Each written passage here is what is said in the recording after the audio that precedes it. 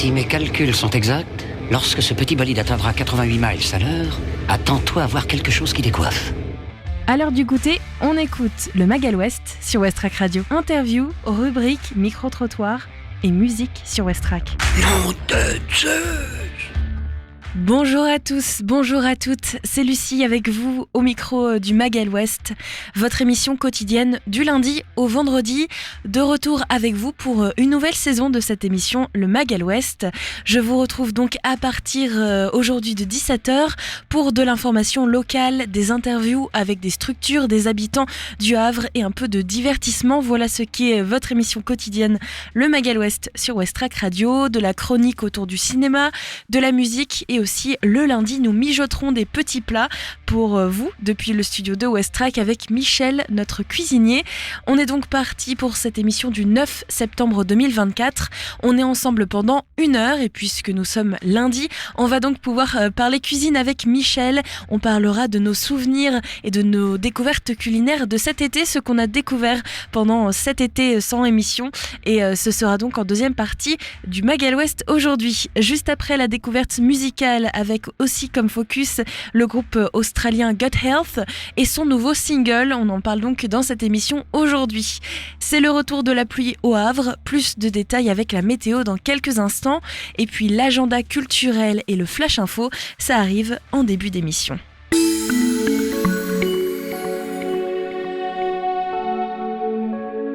Ce lundi, le Havre connaît de petites averses de pluie avec une température stable autour de 16 degrés. L'humidité élevée à 90% de ce matin diminue légèrement à 82% pour cette fin de journée. La probabilité de pluie est forte aujourd'hui, 100% pour cette fin d'après-midi et 50% en soirée avec des nuages dispersés. Le vent soufflant à l'ouest-nord-ouest atteint 33 km/h avec des rafales à 48 km/h.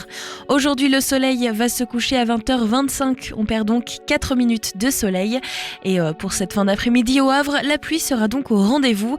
Température aux alentours de 16 degrés. En soirée, de nombreuses éclaircies vont parsemer le ciel. La température va retomber à 17 degrés et le vent devrait donc atteindre en moyenne les 24 km/h. Orientation du vent ouest-nord-ouest. Toute l'actualité locale sur West Track Radio avec votre flash info du soir, c'est tout de suite.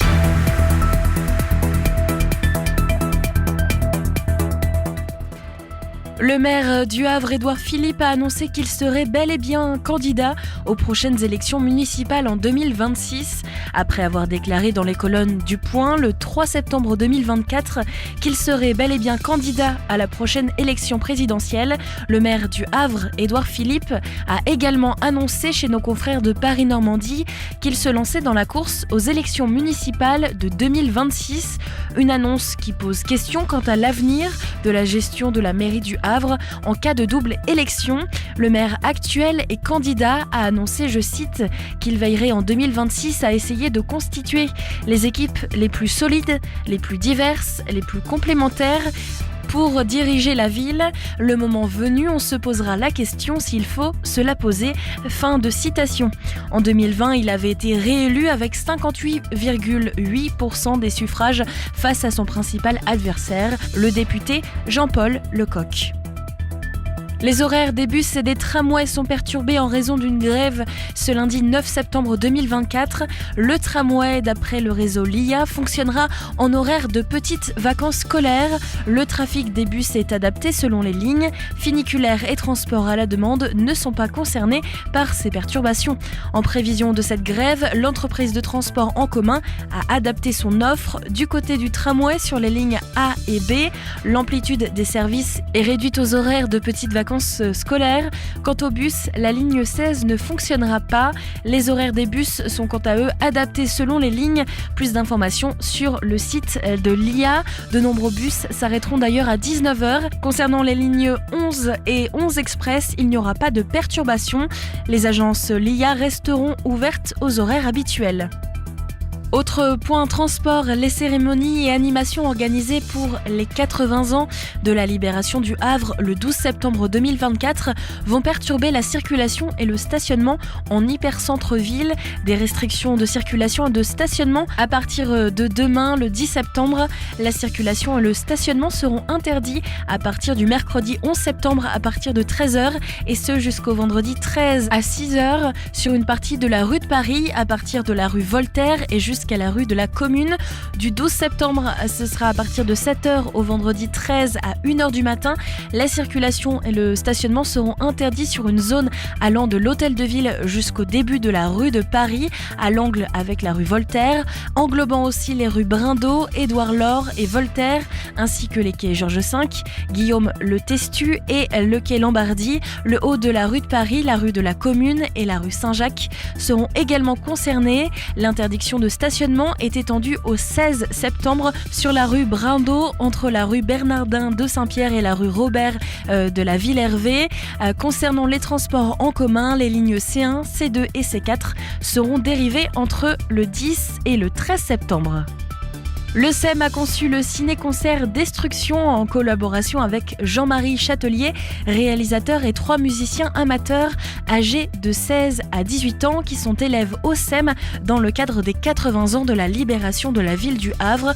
Depuis plusieurs mois, les musiciens de Topaz sont accompagnés par Jean-François Thielin, responsable du pôle de réception du SEM. Ils imaginent, créent et répètent des musiques associées à un film de 20 minutes retraçant l'histoire des bombardements du Havre. La bande sonore est magistralement composée et sublime, les images d'une émotion intense. Venez découvrir ce ciné-concert inédit, mardi 10 septembre au théâtre de l'Hôtel de Ville à 19h, jeudi 12 septembre à l'espace Sarin Bernhardt de Sainte-Adresse de 19h à 20h, samedi 28 septembre au SEM dans le cadre du Pôle Party et jeudi 10 octobre à l'Atrium, salle Aquilon à Cocrioville au Havre à 19h.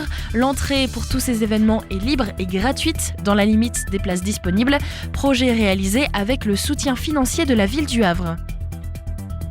Et enfin, le Tetris fête ses 10 années pour fêter ses 10 plus une bougie. La salle de musique actuelle du Havre propose une soirée gratuite avec en tête d'affiche le groupe Electro Bagarre, les Vulves Assassines et le Karaoké Live. La salle de musique actuelle du Havre, inaugurée en 2013, avait fêté en 2023 les 20 ans du festival West Park. Un double anniversaire à 1 mois d'intervalle qu'il aurait été compliqué de tenir. C'est pourquoi cet anniversaire se fait avec 1 mois de décalage. La soirée débutera par le Karaoké Live avec un show participatif animé par Paprika Kinski où chacun pourra chanter les plus grands classiques du karaoké. Les Vulves Assassines enchaîneront avec ce duo et nous fait réfléchir sur le monde tout en nous faisant danser et chanter en chœur sur des rythmes effrénés. Et c'est le groupe Bagarre qui clôturera la soirée en faisant entrer le public dans son club. Électro, rap, hyper-pop, chansons, danse, un ovni pour faire vibrer le public pour cette soirée d'anniversaire. Les 10 plus 1 bougies du Tetris, c'est le jeudi 19 septembre à 20h au fort de Tourneville au Havre et c'est totalement gratuit, sans réservation.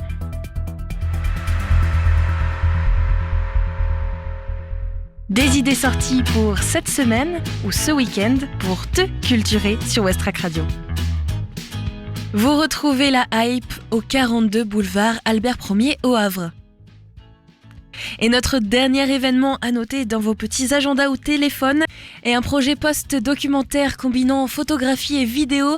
Radioscopie du dormeur propose une étude sur les mécanismes du soleil et met en lumière les comportements individuels ou collectifs de l'être humain dans ses différents cycles nocturnes. Cette exposition est à retrouver à la Glacière au 9 rue Rollon au Havre. Ça se passe mercredi 11 septembre de 14h à 19h. Un cours de Kizomba à la Hype édition spéciale rentrée, c'est aussi mercredi 11 septembre 2024. Venez découvrir ou redécouvrir la Kizomba avec Ritmo Sao et l'Urban Kiz avec Galzen Kisperer, professeur international basé à Dakar et booké dans les plus grands festivals européens. Le programme est le suivant, 19h30 cours de Kizomba, débutant avec donc cette team. À 20h30 cours Urban Keys Inter avec donc Galsen Kizepper. Et puis à 21h30 soirée KBS, mixé par le DJ Choco. Tarif unique 5€ pour les cours plus la soirée. C'est l'événement au Just, une scène ouverte au Havre. Que vous soyez chanteur, danseur, humoriste ou peut-être même magicien avec un autre talent à partager, c'est une soirée donc scène ouverte, pas d'inscription. Il vous suffit de vous rendre directement au Just et d'expliquer votre spectacle ou votre participation. C'est donc au Just, au 25 rue Le Sueur au Havre. Ça se passe le 12 septembre de 20h à minuit. Si vous souhaitez donner plus d'informations sur votre petite prestation, vous pouvez les contacter à contact@now-prestation avec un s.com pour donner des précisions sur peut-être le besoin de scène ou autre sur donc cette scène ouverte au Just. Bienvenue dans votre émission Le Magal Ouest, il est 17h09, tout juste passé sur Westrack Radio. Tout de suite on retrouve une découverte musicale. À partir de la semaine prochaine, ce sera le retour de la découverte Ferrarock du jour. Mais la Ferrarock est actuellement en préparation de festival puisque jeudi, ils sont en direct du festival Hop Hop Hop sur vos radios Ferrarock et sur Westrack Radio. Ce direct se fera vendredi à 17h, d'ailleurs. Petite information, il n'y aura donc pas de Magal Ouest vendredi. Cette découverte, c'est donc celle d'un groupe que j'ai fait lors du festival Chauffé dans la Noirceur en juillet dernier pour Westrack Radio. C'est Gut Health que je vous propose donc de découvrir sur Westrack. Audace sonore, visuellement aventureux, de l'art punk hypnotique avec un côté post-punk bizarre, l'ensemble Gut Health, composé de 6 membres, a émergé de l'underground de Narm et Melbourne pour devenir l'un des nouveaux groupes les plus fascinants d'Australie, avec 4 EP à son actif et une sortie prochaine en octobre de Stiletto le 11 octobre prochain. Westrack Radio vous emmène dans cet univers punk décalé et à côté de la norme. En attendant Stiletto, Gut Health prépare nos oreilles avec 3 nouveaux singles, Separate State est l'un d'entre eux.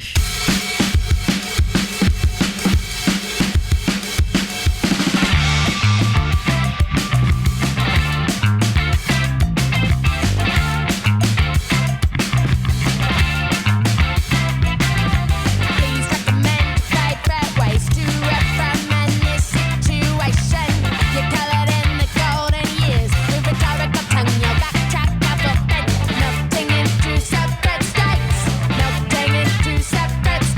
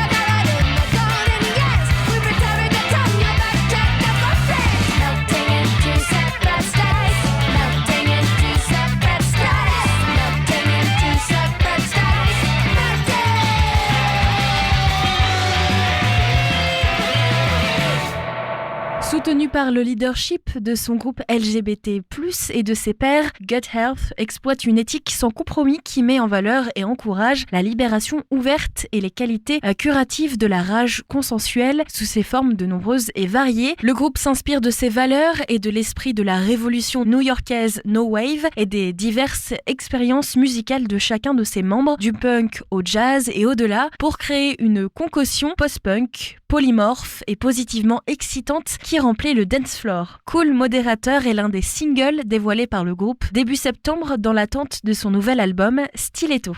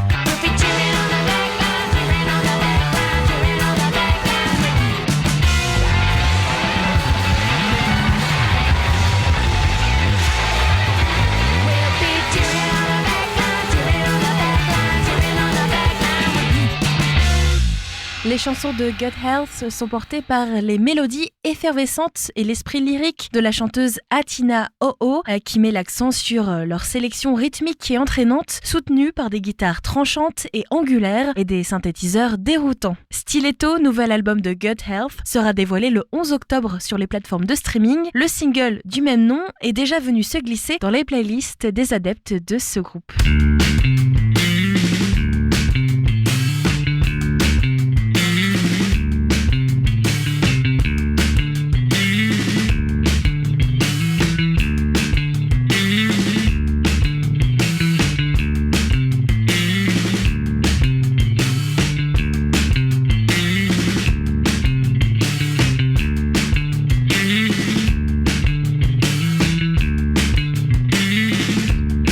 The revolution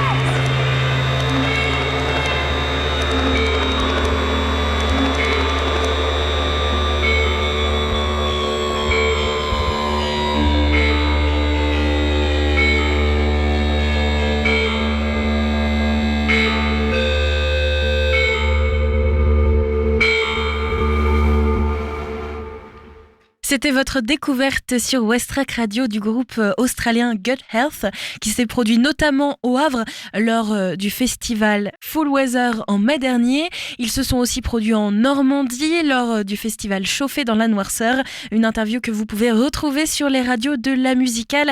Westrack Radio était présente lors de ce plateau radio en juillet dernier. Gut Health sortira donc un nouvel album Stiletto le 11 octobre prochain, mais vous pouvez donc retrouver dès maintenant ces 3 titres sur les plateformes de streaming: Stiletto, Cool Moderator et Separated State, à retrouver donc dès maintenant. Et on attend avec hâte, bien sûr, ce nouvel album qui vous sera aussi dévoilé en octobre sur Westrack Radio. Votre émission Le Mag Ouest se poursuit tout de suite avec un reportage signé Maxime. Il nous présente le Grand Pitch, un concours d'éloquence destiné aux personnes en situation de handicap. Aujourd'hui sur Westrack Radio, on parle du Grand Pitch, un concours d'art oratoire dédié aux personnes en situation de handicap. Ce sont les fondateurs du Grand Pitch et l'une des anciennes candidates des précédentes éditions qui sont venus nous en parler. Eh bien, je m'appelle Arnaud Drugy, je suis du coup un des 2 cofondateurs et co-gérants de Pépite Emploi. Donc moi je suis Johanna et je suis l'autre cofondatrice de Pépite Emploi. Eh bien moi c'est Clara, j'ai participé au Grand Pitch il y a maintenant quelques années et je suis ravie d'en parler avec vous tous. Pépite Emploi, c'est une entreprise de l'économie sociale et solidaire. Nous, notre métier, c'est de recruter des personnes en situation de handicap et de les coacher pour des entreprises avec lesquelles on travaille.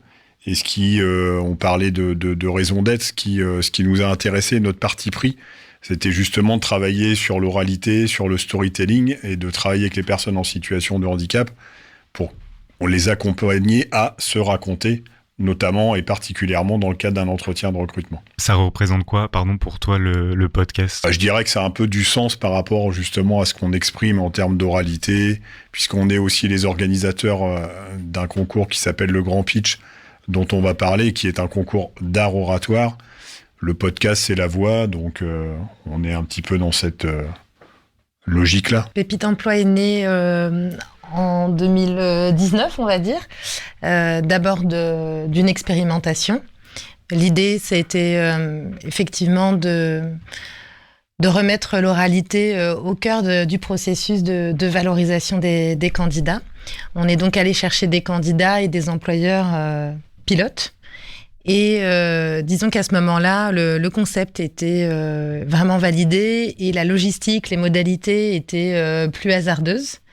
Et finalement, c'est lors du confinement, lorsqu'on n'a pas eu d'autre choix que de dématérialiser, de passer en visio, qu'on s'est rendu compte que tous les aspects logistiques qui nous manquaient, finalement, ils étaient résolus par le distanciel, par l'agilité, parce que le recrutement, ça implique beaucoup d'agilité. Donc le distanciel nous a donné l'agilité qui nous manquait et ça a verrouillé le concept. C'est comme ça que, du coup, d'un format test, on est devenu une entreprise en 2020. Arnaud, dis-nous, mais en fait, c'est quoi le Grand Pitch ? Ça, c'est une question intéressante. Donc, c'est vrai que le Grand Pitch, pour en parler un petit peu plus, on est parti sur le principe du concours d'art oratoire, du concours d'éloquence, qui sont des outils porteurs pour pouvoir communiquer différemment. On a associé ça aussi à un modèle un peu en mode petite capsule vidéo de type Combini ou autre, puisque les pitchs sont enregistrés, durent 2 minutes. On fait pas de montage à l'enregistrement, ils sont pris d'une traite. Alors, les candidats peuvent recommencer, etc., et améliorer les choses. Mais on voulait garder cette notion de concours d'art oratoire, mais sans basculer non plus dans l'éloquence. Parce que en fonction notamment des situations de handicap, on peut pas forcément tous être des grands orateurs. Et puis tout ce qui nous intéressait aussi, c'était l'aspect que l'on puisse sous-titrer le Grand Pitch. Les personnes en situation de handicap se la racontent. Et c'est vraiment ça, en forme de clin d'œil bien entendu, et c'est vraiment ça l'intérêt. C'est aussi tout le côté, ce sont des personnes qui vivent la question du handicap qui vont nous en parler. Et pas forcément des formateurs, des spécialistes, des conseils. C'est ça vraiment qui nous intéressait. On fait ça pendant la semaine européenne pour l'emploi des personnes handicapées, parce que c'est vrai que c'est le moment où le handicap en entreprise est vraiment mis en lumière en France et on va dire en Europe maintenant, puisque c'est le cas. Et donc l'idée, c'est chaque jour de la SEPH, donc du lundi au vendredi, on a 4 pitchs qui sont révélés et chacun a une thématique. Ça peut être C'est une thématique aussi. Ouais, Tu peux alors, les citer. oui, bien sûr. Il y a les thématiques qu'on avait. On change évidemment de thématique chaque année.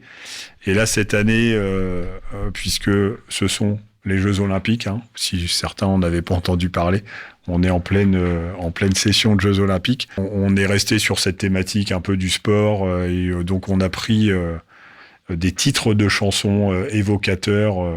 I Will Survive, The Eye of the Tiger, etc. Comme thématique. Et après, chacun des candidats va avoir un thème et va en parler pendant 2 minutes.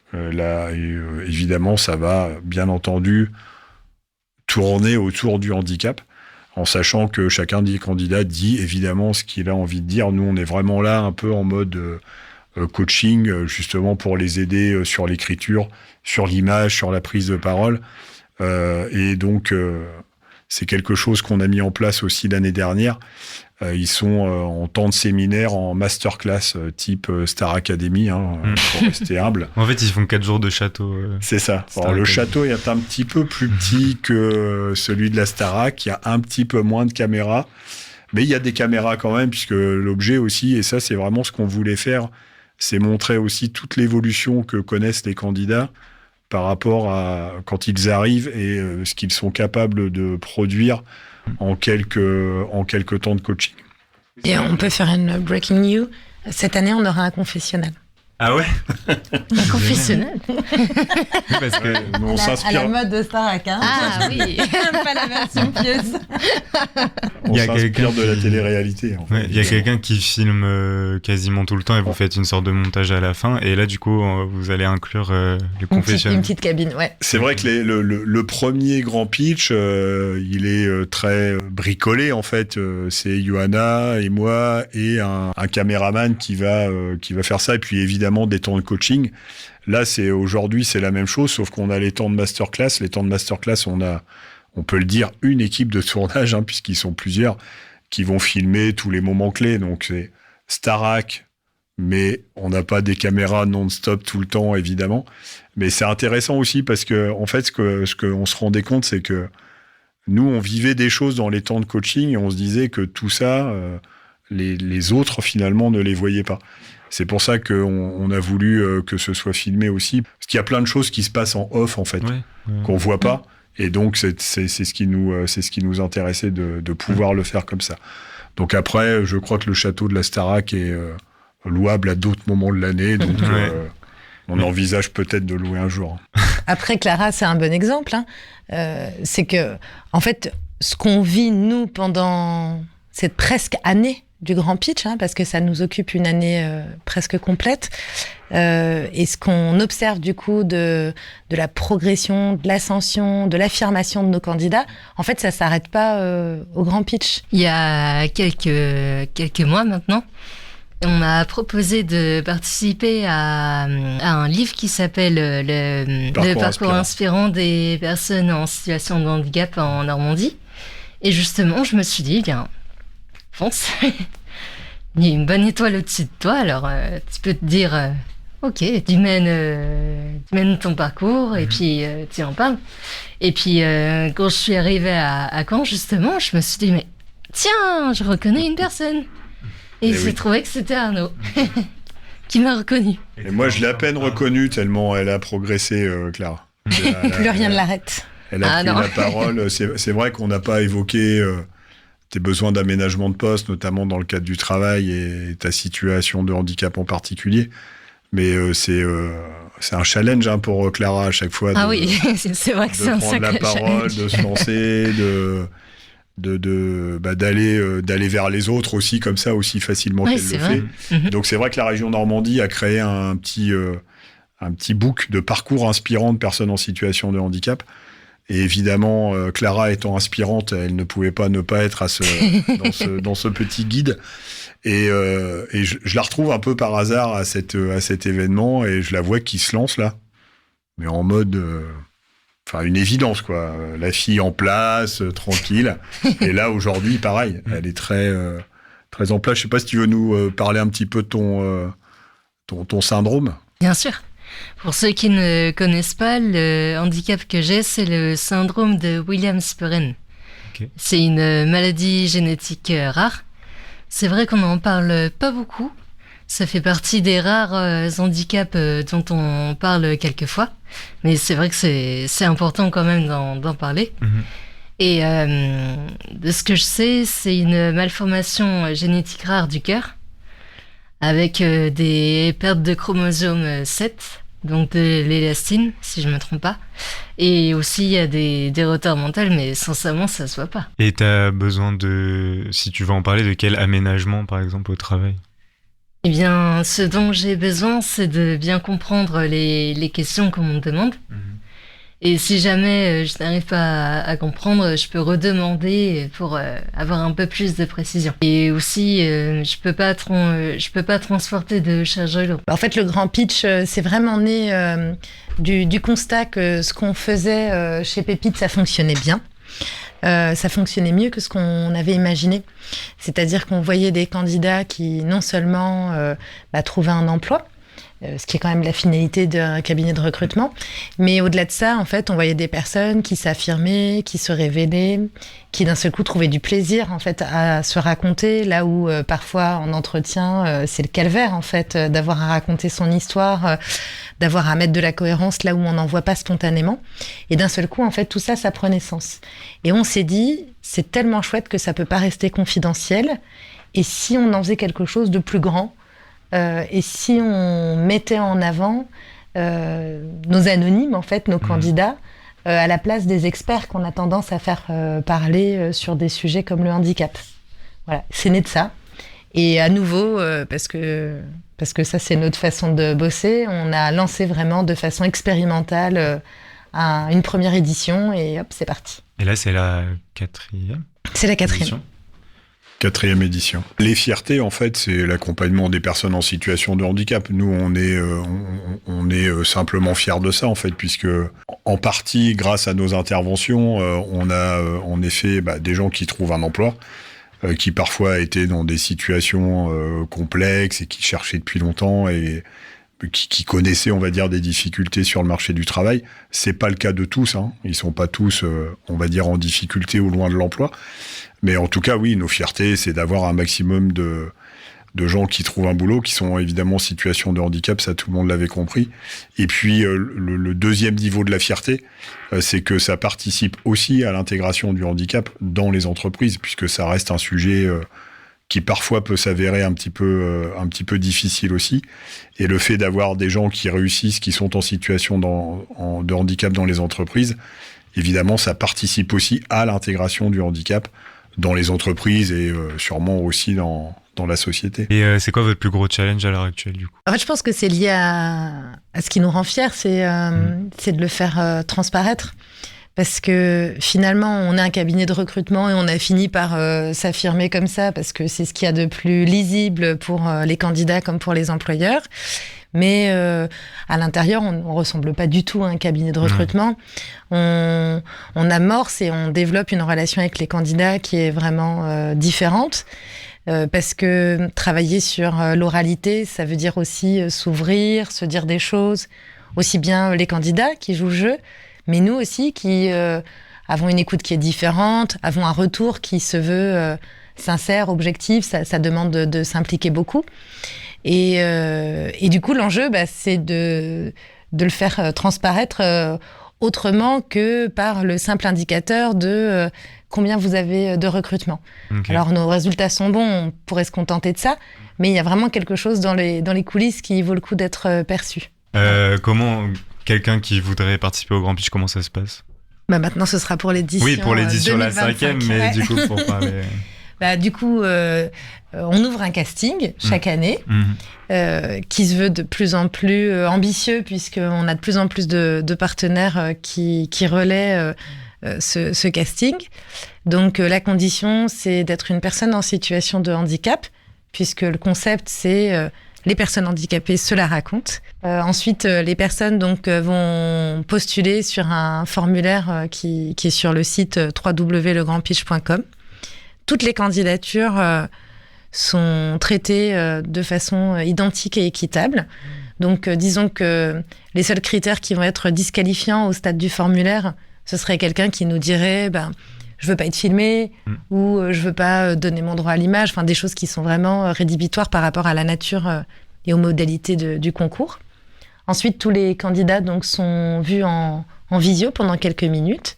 Le but, c'est que on puisse les présenter ensuite à un comité en fait de sélection qui est composé donc de nos partenaires, aussi bien les employeurs que les institutionnels, et qui vont choisir ensemble.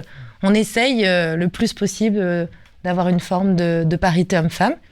Et après, sur tous les autres critères, c'est extrêmement ouvert. On peut avoir un emploi ou pas.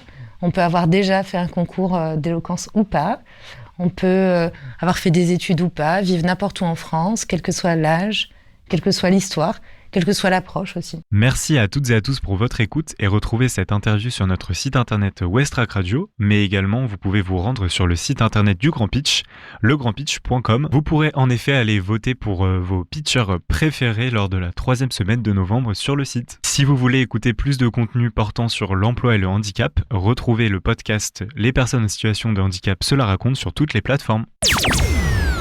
Merci Maxime. Et puis si vous êtes en situation de handicap ou que vous connaissez quelqu'un qui pourrait être intéressé par ce concours d'éloquence, le Grand Pitch ouvre donc ses inscriptions pour les candidatures 2025. Et on va parler cuisine aujourd'hui puisque nous sommes lundi. Ça y est, on va pouvoir mijoter à nouveau dans le studio avec Michel et surtout nos souvenirs autour de ces découvertes qu'on a pu faire cet été ensemble. Et Michel est donc avec nous dans le studio. Salut Michel, comment ça va ? Salut Lucie, ça va bien, ouais. Ça fait plaisir de te retrouver, ça s'est bien passé ces petites vacances ? Ouais, c'est toujours trop court mais c'était bien, oui. Carrément. Je voudrais bien que tu te représentes un petit peu parce qu'on avait l'habitude de t'avoir au micro, mais peut-être qu'il y a des nouveaux auditeurs. J'ai fait une petite pause, ouais, il y a eu la pause estivale, donc moi c'est Michel, je suis restaurateur. Depuis plus de 20 ans maintenant dans la région havraise et ça fait 6 ans que je suis au micro ici avec vous, quoi. Sous différents formats, tu viens avec nous le donc, lundi. Pour toi le lundi, la petite chronique culinaire et un samedi sur 2 pour Gastronomiquement Vôtre. Donc là, la prochaine, ça sera fin septembre. Ouais, je recommence fin septembre, voilà. Et donc, on parle cuisine en général. Voilà, cuisine, des coups de gueule, des influenceurs sur des réseaux sociaux, des cuisiniers qui en ont ras-le-bol, des producteurs aussi, des photographes, il y a un peu de tout, mais tout autour de la nourriture, des bonnes boissons, voilà, des bonnes choses. Et puis le lundi, on parle un petit peu de petites recettes pour vous donner quelques facilités si vous savez pas quoi faire. En général, Michel nous donne très faim. Et puis, il faut savoir qu'on est à deux opposés puisque Michel est donc un professionnel de la cuisine. Je ne cuisine pas très bien, donc en général, tu vas y arriver un jour. Je sais pas vraiment, mais il y a un petit échange de pratiques du coup. Et aujourd'hui, on s'était dit qu'on allait retourner en mode été. Nos souvenirs d'été, parce que tout l'été, généralement, même si on n'a pas la chance de pouvoir partir en vacances, on se balade généralement dans sa ville et on découvre des petites adresses. Il y en a des nouvelles, par exemple, là, il y en a 2 ou 3 sur le Havre qui ont poussé. Il y a un barbecue portugais qui a ouvert. Plaza Pasta, il se développe encore plus. Il s'impose un peu plus à travers le Havre pour ses pâtes fraîches. Ortiz, il a bien marqué le coup. Il y a eu un repas dans les serres à Octeville. Donc il y a eu plein de choses, ne serait-ce que localement. Un été au Havre. Peut-être l'occasion de goûter des choses aussi, voilà. Et moi, souvenir d'été, c'était l'Espagne. Ouais. Donc plein de belles choses, beaucoup de produits frais, ça c'était chouette. Très très chouette. Aller vraiment dans les marchés locaux, aller dans les grandes surfaces. Ça aussi, c'est un très très bon souvenir. C'est une cuisine relativement simple, la cuisine espagnole, donc c'est pas les grands plats en sauce à la française. Il y en a, un truc qui est rigolo, c'est une de leurs spécialités qu'on trouve dans beaucoup de restaurants. Ils appellent ça la salade russe. Il y a rien de compliqué, en fait, c'est une note piémontaise. Voilà. Pourquoi russe alors c'est bizarre, c'est un nom que j'ai retrouvé ailleurs aussi. Okay. En Italie, ça s'appelle aussi la salade russe. Alors, je ne sais pas pourquoi. Ils se sont perdus, ils savent pas d'où ça vient. Oui, je pense que c'est... Enfin, voilà. Donc, salade russe, chez nous, c'est la salade piémontaise. Ça doit être un lien avec la noblesse à l'époque, je présume. Tu vois, je vais rentrer à la maison, je vais aller potasser ça, je vais aller chercher pourquoi salade russe et pourquoi salade piémontaise. Moi, j'étais sur la côte et donc, c'était beaucoup de produits de la mer. Donc, beaucoup calmar, tentacules, encornets, chipirones. Alors, comment dire, chipirones, c'est les tout petits calmars, tout petits. Après, on a vraiment le calmar, l'encornet, qui sont beaucoup plus grands. Et vraiment, après, la grosse tentacule. Donc là, on parle vraiment de grosses pieuvres. Voilà. Donc, ça, ouais, j'ai des cuissons magnifiques. Partout où j'ai pu déguster, c'était des appoints de cuisson. Pourquoi ? Parce que le calmar et le poulpe, toutes ces petites bébêtes là, si on cuit trop, ça devient du caoutchouc, donc c'est pas agréable. Et si c'est pas assez cuit, bah c'est tout gluant et c'est vraiment pas bon quoi.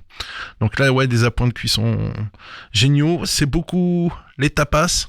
Alors les tapas, c'est nous côté français, on voit ça comme l'apéritif, mais en fait c'est un vrai repas. Chacun commande des petites choses qu'on se partage entre nous. Et il y a des grands classiques. Alors, pour rester sur les fruits de mer, il y a toujours les moules à la catalane, les calmars à l'encre, les salades de poulpe, les sardines. Alors ça, les sardines à toutes les saveurs, nature, grillées. Donc vraiment sur des bases de produits frais. Parce que plus jeune, moi j'ai connu ça, c'était souvent de la boîte de conserve. Et là, les restaurants, on voit qu'ils font un effort pour aller sur de la sardine fraîche. Donc ça, c'était plutôt chouette. Le grand classique, et là je vais donner la recette, les patatas bravas. C'est tellement simple, mais c'était franchement... on en prenait partout. Les enfants, tout le monde appréciait. Ce sont des patates sautées à l'huile d'olive, pour la base. Alors le truc, c'est on précuit ces pommes de terre coupées en gros cubes. Donc la découpe est plutôt facile. On les précuit à l'eau. Donc au départ eau froide, dès que ça bout, on attend 5-10 minutes, grand maximum. On les refroidit pour pas qu'elles continuent de cuire, sinon ça va faire de la purée. Ça va enlever l'amidon, donc ça évitera que les patates collent à la cuisson. C'est surtout pour ça que c'est intéressant de les précuire. Et ensuite, ouais, on les met dans une grande poêle, de l'huile d'olive, on les fait sauter. On assaisonne bien, sel, poivre. C'est même un peu forcé sur l'assaisonnement. Et la petite sauce, alors pourquoi bravas ? Parce qu'ils ont une petite sauce qui accompagne. C'est tout simple, c'est une mayonnaise avec de l'ail et du piment. Voilà, c'est le côté brave, il est là. Non mais c'était chouette parce qu'à l'apéro, le côté piquant, ouais voilà, il y avait ce truc-là. Qu'est-ce qu'on a mangé ? Les jambons sont magnifiques en Espagne, les serranos. Alors je vais vous donner des tarifs, des prix moyens. Un jambon de pays, ça va être autour des 9-10 euros du bas de gamme. Quand on commence à aller taper sur du jambon de Bayonne, 18 mois, on est plutôt autour des 16 euros. Là, les jambons ibériques, ça commençait plutôt à 60 euros le kilo. D'accord. Pour donner, ça va jusqu'à 300-500 euros le kilo pour les produits d'exception. Et le plus drôle, c'est qu'il n'y a pas besoin. Alors, il y a des pièges à touristes et la petite boutique où tu vois plein de jambons accrochés. À éviter parce que les prix sont exorbitants. Enfin, c'est prohibitif, exorbitant, je sais plus, je confonds les deux à chaque fois. Enfin, c'était trop cher et en fait, il faut aller dans les grandes surfaces. Alors, Alcampo, je vais les citer plusieurs, mais Alcampo, c'est Auchan. C'est pas de la pub. Ça, voilà, c'est Michelangelo, Leclerc, voilà, c'est les enseignes qu'on trouve. Et là, ils ont vraiment un rayon, tout ce qui est tapas, un rayon que jambon. Moi, j'ai vu 6 personnes s'occuper, et c'était les gens du coin. Sur les marchés, on a privilégié beaucoup les fruits. Oh, les salades, les tomates, les pêches et tout. Je crois que les Espagnols font un malin plaisir de nous envoyer les mauvais produits et de se garder les bons. Parce que ouais, on a mangé des pêches, vraiment, c'était exceptionnel. On avait l'impression d'avoir du miel dans la bouche. Alors, les grosses, très grosses, un peu craquantes comme des pommes. Ça, c'est une variété qu'on trouve très peu en France. Je sais même pas le nom. Les pêches classiques que nous on rencontre, nectarine, brugnon, pêche blanche, pêche jaune. Les pêches plates, mais ça on en voit de plus en plus chez nous aussi. Ça c'était franchement sympa. Les tomates, un goût d'exception. Nous on les mangeait juste avec une pincée de sel dessus, en salade, on rajoutait même pas d'huile d'olive, rien du tout. De l'huile d'olive, il y en a partout aussi, ça c'est franchement le côté sympa. Parce que c'est le pays d'Europe, le plus grand producteur d'Europe d'huile d'olive. Donc c'est 85% quand même pour toute l'Europe. Parce que tout le monde pense toujours à la Provence, la Grèce, alors que non, tout se passe en Espagne. Donc des champs d'oliviers. Alors c'est très aride de la région où on était. Nous on était sur la côte sud-est et franchement ouais, c'était aride dans les terres. Par contre, il y a de la vigne, donc il y a, avec modération et parcimonie, on avait des très bons vins. Alors nous, on était dans la région de la Rioja, c'est des vins plutôt rouges, capiteux, qui se gardent très très bien. On en a goûté qui avait 20 ans, donc c'était franchement bien. Des petits blancs chardonnay pour ces dames au bord de la piscine, donc des trucs franchement bien. Ils font aussi ce qu'on appelle du vermouth. Alors ça, c'est la spécialité près de Reus. Vermouth, alors, en Normandie, nous avons le missel. Le missel, c'est notre pommeau. On prend du calvados, on met du jus de pomme et ça fait un vin d'apéritif qui fait 16 degrés à peu près. Et eux, ils ont le mistel. Le mistel, c'est les vermouths où on va prendre pareil du vin. Là, on prend pas du jus de fruits avec un alcool. Là, c'est du vin qu'on va aromatiser avec des fruits ou des plantes. Le plus connu, je vais en citer d'autres, mais c'est quand même Martigny, Cinzano. Voilà, blanc, rouge pour les plus connus. Rosé aussi. Donc en fait, c'est la base du vin qui va donner la couleur de l'apéritif. Et à Reus, c'est vraiment une spécialité. J'ai pu visiter un restaurant-musée. Alors, ça, c'était exceptionnel. Donc, il y avait vraiment la cave. Ils produisent encore. Ils récupèrent les vins de Rioja pour les aromatiser et pour fabriquer l'apéritif. Donc, il y avait tous les fûts où la macération se fait.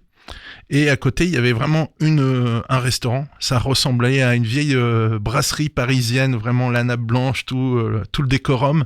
Donc ça, c'était un très très bon souvenir. On tourne toujours autour des mêmes cartes, hein. Malheureusement, c'est toujours... c'est pas une question de tourisme, c'est que les Espagnols mangent relativement simplement. La tortilla, les omelettes pommes de terre, hein, tortillas, patatas. Les paellas, ça reste quand même un plat luxueux. Parce que c'est le plat de poisson où il y a moule, calmar, langoustine, vraiment du bar ou du cabillaud. Enfin voilà, c'est vraiment un plat un peu riche, du safran. Paella. Dans les dérivés, j'ai trouvé des trucs rigolos quand même. Il y avait arroz negro, c'est un riz noir. En fait, c'est un riz à l'encre de sèche. Avec les petites sèches poêlées posées dessus. Okay. Donc ça, c'est une sorte de risotto, en fait.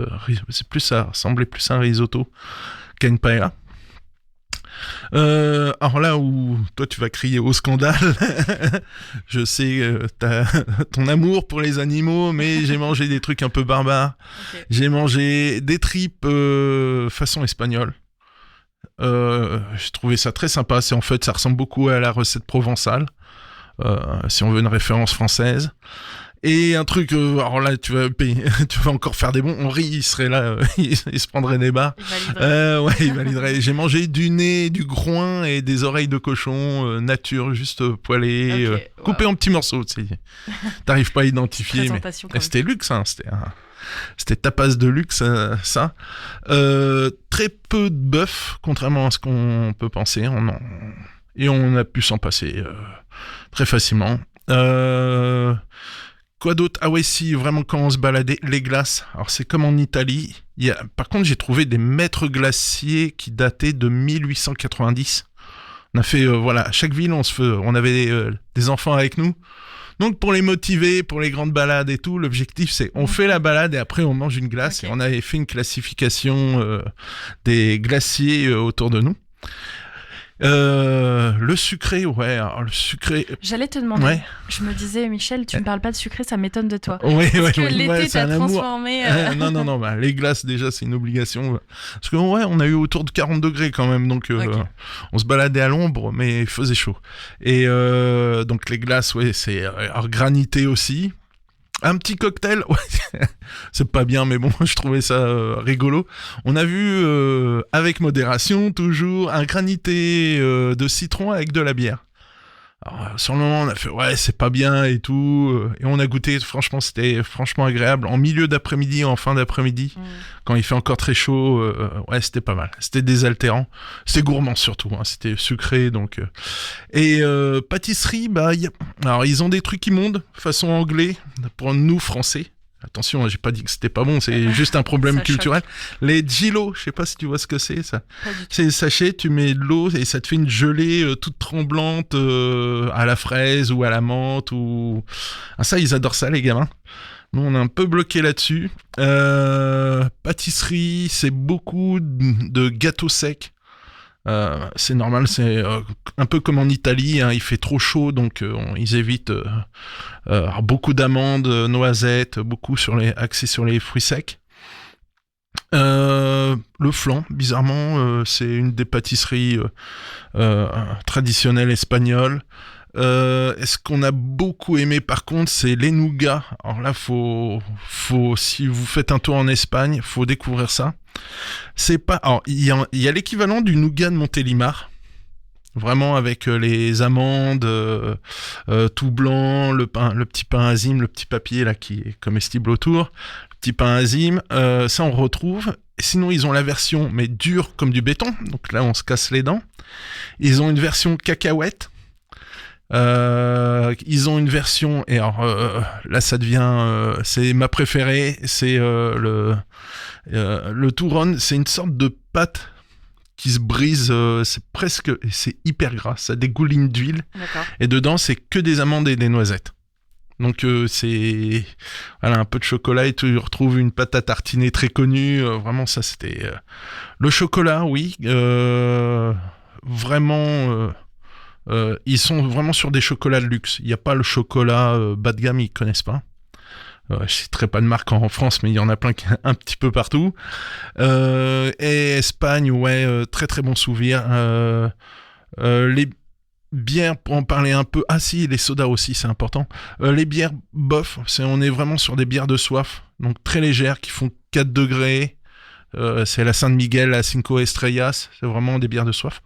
Ils ont des producteurs de bières artisanales, on en a trouvé, donc après c'est plus sympa à la dégustation. Par contre avec la chaleur ambiante, on tient pas longtemps. Ouais, hein. Je déconseille les bières artisanales pour le degré alcool, donc vraiment avec modération sur ce coup-ci. Les sodas, alors le fameux iced tea qui a envahi le monde, chez eux c'est citron, c'est pas pêche. Ok. C'est très compliqué de trouver du thé glacé à la pêche. C'est par contre thé glacé citron, voire même fait maison. Ça c'était plutôt agréable. Les sodas, ouais, ils ont des sortes de sodas à l'orange et au citron, mais gavés de sucre. Ça, c'est les gamins en raffolent. Et bizarrement, ouais, peu de soda au cola. C'était vraiment axé sur ces sodas-là. Un peu. Et pour les plus vieux, ouais, je vais citer une marque qui avait du Tang, ce qui est immonde. C'est un produit. Alors, c'est un truc de boomer, ça. Tu vois, c'est Gen X. C'est un sachet, tu mets ça dans une carafe d'eau. On a eu ça dans les années 80. Et en fait, c'est hyper acide, quoi. C'est vraiment pas bon. Je le déconseille. Même si on a un coup de nostalgie, non, faut pas acheter. On en a acheté, nous. Ouais, on a retesté. Ça coûtait, je sais plus, 50 centimes le sachet. Pas validé. Mais non, vraiment pas. C'était, franchement. Ouais, voilà, un petit tour d'Espagne. Sinon, après, bah ouais, j'ai pas passé ma vie là-bas non plus. Hein. Par contre, j'ai eu la chance de faire des festivals et des concerts. Et je me suis aperçu quelque chose de super chouette, c'est au niveau de la proposition des food trucks sur les festivals. C'est que maintenant, on trouve des food trucks végétariens. On trouve des produits mais vraiment sains, genre salade de fruits ou des fruits. On peut trouver vraiment des fruits entiers sur les festivals. Ça, j'ai beaucoup apprécié. On trouve aussi les gaufres, enfin tout ce qu'on appelle un peu forain, gaufres. Mais c'est vraiment... j'ai discuté avec un mec, c'est un mec qui venait vraiment de Bruges. Et ils faisaient vraiment des gaufres de Bruges. Ils l'ont fait venir spécialement pour le festival. Des Rock en scène. J'ai eu la chance de faire Rock en scène. Ils ont fait un truc génial. Ils ont fait venir... Il y avait un stand, rien que pour ça, qui était consacré à un chef par jour. Et c'était un grand chef qui proposait... Donc un jour c'était le hot dog de Madame machin, le jour d'après c'était le burger et c'était des grands chefs, soit parisiens, soit d'ailleurs, ou qui avaient un pied dans le monde de la musique et qui sont reconvertis dans la restauration. Donc ouais, et c'était... nous on était juste à côté, c'était très appétissant, ouais, ça sentait super bon. Ouais. Bah moi j'ai un peu fait mes devoirs pour une fois, Michel. C'est bien. Ouais, j'ai testé des trucs. Moi je suis partie aux Pays-Bas et du coup j'ai testé un truc. Alors je vais sûrement le détruire au niveau de la prononciation, mais j'ai essayé un Richtafel. Je sais pas si tu sais ce que c'est. Ça me dit rien du tout. Alors c'est un peu drôle, l'anecdote, c'est que je suis allée dans un restaurant et en fait je me suis un peu trompée, tu vois. J'étais perdue, je savais pas quoi prendre. J'ai pris un truc et là quand je l'ai vu arriver, je me suis dit ça va pas du tout me plaire, qu'est-ce que c'est que ce truc? Et en fait j'ai adoré. Donc comme quoi, tu vois, c'était une bonne surprise. Et donc c'est un truc typique de là-bas. Donc ça je l'ai testé à Amsterdam. Et en fait c'est une cuisine traditionnelle un peu indonésienne. Ils font un peu un mélange asiatique, il y a plein de choses. Et en fait du coup t'as un peu de céréales, genre des sortes de cornflakes. T'as du riz, vraiment en mode asiatique. Et moi il y avait du saké. Donc vraiment j'étais étonnée de bien aimer, et de la viande un peu en brochette, et tu peux aussi avoir des petites courgettes à côté, et donc c'est un plat comme ça. Et donc eux ils ont un peu repris le truc indonésien, ils l'ont fait à leur sauce, puis maintenant ça a un nom donc néerlandais alors que c'est pas du tout néerlandais à la base, mais j'ai testé ça et c'est un peu le plat préféré des locaux, et ben, j'ai aimé, j'ai été très surprise. Et tu vois, j'ai mangé de la viande, donc voilà. Et puis sinon, j'ai mangé beaucoup de pancakes, parce que eux, là-bas, ils ont leur petit truc un peu typique, c'est les pankoken, je crois que ça se prononce comme ça. Donc j'ai quand même testé les petits pancakes. Et puis j'ai testé une bizarrerie, parce que j'aime bien, quand je vais à l'étranger, tester les pains au raisin. Et en général, il y a toujours un petit ingrédient un peu bizarre. Et cette fois-ci, il y avait de la vache qui rit. Alors, je sais pas ce que t'en penses. C'est jouable, sucré-salé. Tu sais, j'ai vu du bacon sur des donuts, donc depuis, j'ai plus trop peur. Je me suis aussi trompée à un moment donné, j'ai pris des pancakes et j'ai pas compris ce que je prenais. Il y avait du bacon dans les pancakes. On fait des croissants au jambon, hein. Faut pas trop bloquer non plus sur le fait. Mais ouais, là, vache qui rit... Ouais. J'ai préféré... En sucré-salé. J'ai préféré le pain au raisin à la vache qui rit que les pancakes au bacon. Parce que clairement, en plus, j'aime pas vraiment le bacon, donc je les ai mangés pour faire plaisir, mais voilà. Mais comme quoi, parfois, tu fais des découvertes et ça peut être sympa. Donc ouais, c'est Richtafel, si vous voulez tester. C'est inspiré de la cuisine asiatique et voilà. Bon, on n'est pas du tout sur la même région. Non, mais c'est bien, c'est justement... On a découvert deux trucs différents, mais voilà. Faut voyager. Ça... Pain au raisin à la vache qui rit. Je vous le conseille, ça peut être surprenant. Je promets, je dis ça à ma chérie qui me fait des croissants à la rillette, on va en rigoler, je suis sûr. En plus, on a dit ça l'année dernière, on a dit qu'on devait tester des trucs bizarres et se redire après, donc... Ah oui, t'as vu, j'ai pas eu peur, moi, j'ai vu groin et oreille de cochon, pas peur, je lance. Bon, ils m'ont tous regardé comme un fou. Ouais, j'en reviens sur un fait, surtout si vous avez la chance de voyager, et même localement, hein, même si c'est Le Havre et ses alentours, allez sur les marchés, vous allez être surpris pour la qualité des produits. Tu vois le truc bête, les citrons. Ouais. Ah, on a oublié des citrons, c'était ces dames pour mettre dans le vermouth blanc, voilà, à la française. Je fais ouais, ok, et je dis bah bougez pas, je vais aller je sais qu'il y a encore le marché ce matin. Je fonce au marché et je ramène 1 kilo de citrons. Il y avait 4 citrons. Ils étaient énormes. C'est des citrons de Menton en France. Enfin voilà, on est sur une qualité. Rien que le fait de les couper, tout le monde s'est retourné dans la pièce. Parce qu'ils ont dit, ouais, mais ça sent vachement bon et tout. Tu vois, sensation que tu retrouves pas avec ton petit citron jaune qui vient de Provence ou... En plus, tu vas sur le marché, tu prends le temps. Ouais, tu discutes avec les gens et tu repères. Enfin, moi, je regarde les personnes un peu âgées où elles achètent leurs tomates, ainsi de suite. Tiens, c'est marrant. Les agrumes, c'est plutôt là, les tomates, c'est plutôt ce monsieur-là. Et voilà, c'est comme ça, faut repérer. Aller au café, discuter avec les gens du coin. On a eu quand même subi du racisme anti-étranger, mais bon, comme c'est un peu chaud en ce moment sur Barcelone et jusqu'à l'Andalousie, ouais, on nous a refusé l'accès à un restaurant, purement et simplement. Super. Mais bon, je conçois, ils en ont peut-être franchement ras-le-bol. Bon, on te remercie pour ton sacrifice, Michel, d'avoir été testé tout ça. On va se donner rendez-vous la semaine prochaine, on trouvera d'autres thèmes, on va parcourir un petit peu les événements, on reprendra sur les basiques, les nouveautés, etc. On aura l'occasion d'en parler tous les lundis. Vous nous rejoignez donc dans le Magal West. Merci Michel. Merci Lucie. Et il est 18h04 à l'écoute de West Track Radio. On va donc se quitter. Je vous donne rendez-vous demain puisqu'on reprend officiellement tous les Magal West du lundi au vendredi. Demain, ce sera donc une interview avec un invité. On va parler du festival Béton qui arrive au Havre. On parlera donc programmation. Et en parlant de musique, eh bien, c'est parti. Jacob Turl nous chante On a Fine Day sur West Track Radio.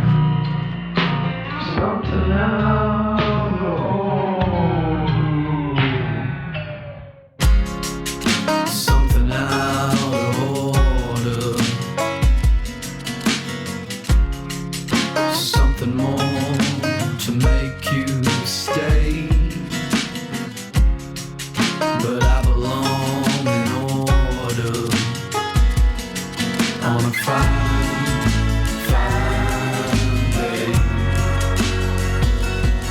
On a fine, fine day. On a fine, fine day. Something I believe in, looking for somewhere to make me stay, but I'm getting lost over the evening. On a fine, fine day. On a fine, fine day. On a fine, Fine day. Yeah, I'm holding on to make it alright, but no one now can see me more than you